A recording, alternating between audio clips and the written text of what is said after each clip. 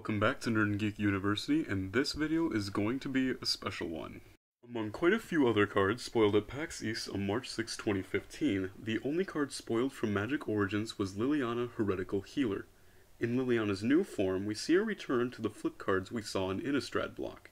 It was also revealed that all of the other Planeswalkers featured in Magic Origins are going to be flip cards similar to Liliana, being a legendary creature before their sparks ignite, and then meeting a certain set of conditions to ignite their spark, so to speak, and then flip them over to have them become a Planeswalker. Now back to Liliana. Just like in Innistrad, interesting, she costs 2 black and 1 colorless for a 2/3 legendary human cleric creature. She has lifelink, and whenever another non-token creature you control dies, exile Liliana, and then return her to the battlefield under your control, transformed, and then you get to put a 2/2 zombie creature token onto the battlefield. Her Planeswalker form afterwards is very much what you would expect from Liliana. She transforms with a base of 3 loyalty counters, and she has 3 abilities. Her first gives her +2 loyalty counters, and says each player discards a card, much like her Innistrad card. Very interesting. Her second loyalty ability is a -X and states, return target non-legendary creature card with converted mana cost X from your graveyard to the battlefield.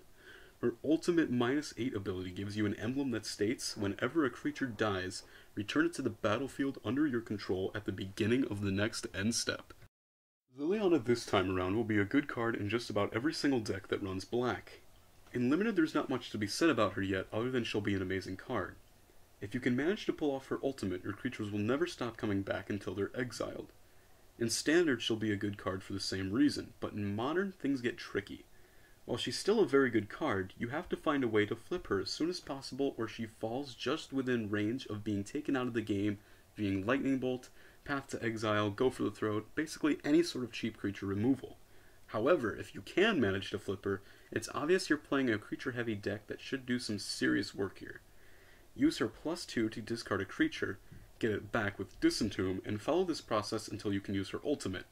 Then cards like Siege Rhino, Kitchen Finks, Snapcaster Mage, and any other sort of creature with Enter the Battlefield abilities will just run circles around your opponent. Not to mention, if you can kill your opponent's creatures quickly, once she uses her last ability, you also get your opponent's creatures as well. She will most likely be banned in Tiny Leaders, and in Commander she'll definitely see lots of play in any black deck. Liliana's new form is very strong and is sure to see play in every format for a long time. Previously, I made notes about there being similarities to her and her Liliana the Veil form in Innistrad. Her first ability in each form does the same thing, her second ability in both forms interacts with creatures, and her last ability completely crushes your opponent if you can get to play it. Her only weakness is being a creature before a Planeswalker, making her susceptible to being removed before she even gets going as a Planeswalker. It should be noted that flip cards returning to Standard with Magic Origins, it is possible we could see a return to Innistrad sometime in the future, but not necessarily Magic Origins. Well, that's it for this video, but be sure to check our channel again later as there are many cards released at PAX East as well as other news also revealed at PAX East.